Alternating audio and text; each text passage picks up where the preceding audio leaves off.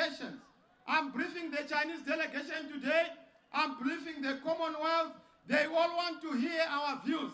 And we have told them that any result that will put Mnangagwa ahead of Chamisa is effective. Nelson Chamisa, leader of Zimbabwe's main opposition party Citizens Coalition for Change, says Zimbabwe is ripe for change. He will not accept an outcome that declares incumbent President Emmerson Mnangagwa the winner in elections set for Wednesday. Zimbabwe's president, a former guerrilla fighter known as the Crocodile, is seeking re-election. Zimbabwean President Emmerson Mnangagwa is a former guerrilla fighter and bodyguard who responded to being fired as vice president by unseating long-ruling autocrat Robert Mugabe in a coup. When Chamisa took to the podium, he said it wouldn't be a free and fair election because he had never seen Mnangagwa so scared because the writing was on the wall that change was coming. "I was called to do this. My mission is to finish the work that was not fulfilled by Robert Mugabe, Joshua Nkomo, and Morgan Tsvangirai. When I am done, I will say I have fixed the country," the 45-year-old politician told supporters gathered in Gweru in central Zimbabwe at a July 16 rally, before breaking into song and dance.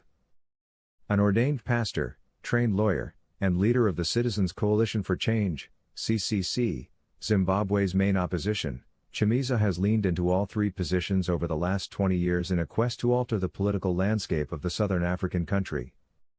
His social media accounts have been full of prayers and Bible verses as Chamisa transplants charisma from the pulpit to his party's rallies, to appeal to vast sections of the populace, especially youths, who are disillusioned with the status quo. He has campaigned to usher in jobs, opportunities and freedom for everyone, a message that has resonated in a country in which half of the population lives in extreme poverty and a continuing economic crisis enters a new chapter.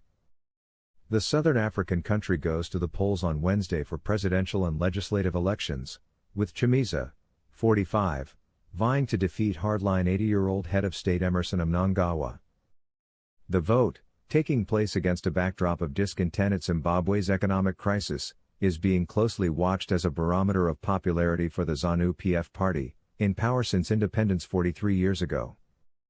CCC supporters chanted in Shona, "ZANU-PF rule will end, vote for Chamisa, poverty will end, Chamisa get into office and end corruption. Bring suffering to an end." The CCC is popular in Harare and other cities, particularly among young people who account for the lion's share of the electorate, whereas ZANU-PF is stronger in rural areas.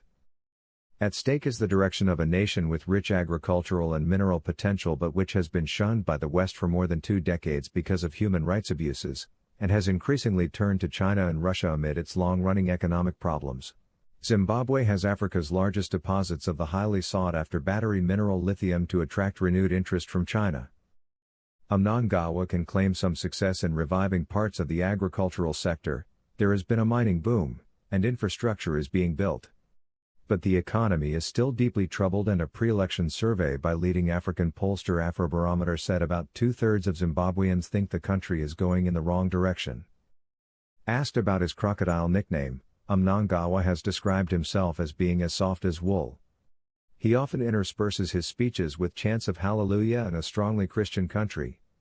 During the election campaign, he told supporters they would go to heaven if they voted for his party. He has said that Zimbabwe is now a mature democracy under him. "We are improving the standard and quality of life for the people of Zimbabwe, brick upon brick, stone upon stone," Mnangagwa said at an election rally attended by thousands of supporters. "Step by step, we are building Zimbabwe into a modern, industrialized and prosperous country." Thank you for watching our video. Please like the video and subscribe to our channel.